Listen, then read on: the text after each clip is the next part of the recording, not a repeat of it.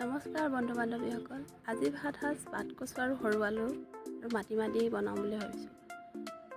চাই থাককচোন ভিডিঅ'টো। এইফালে মাছ ভাজি ল'লোঁ, এয়া আলু ভাজি ল'লোঁ, এইফালে পিঁয়াজ জলকীয়া মই দি ল'লোঁ কেৰাহীত। এতিয়া সেইখিনি মই কুকাৰত দি থৈছিলোঁ পাতকচু আৰু মাটিমাহখিনি। এতিয়া ইয়াতে দি দিম।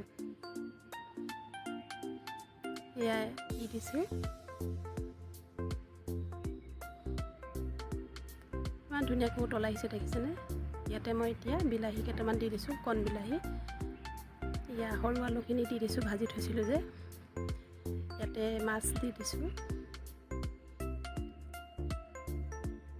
এতিয়া মই জালুকৰ গুড়ি অকণমান পিচি থৈছিলোঁ, সেইখিনিও দি দিম। এয়া দি দিলোঁ।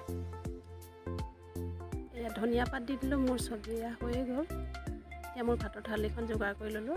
এয়া মানিমুনি আৰু সৰু আলু অলপ ভজা, এয়া মাছ এপিচ, একেবাৰে সাধাৰণভাৱে দিলোঁ।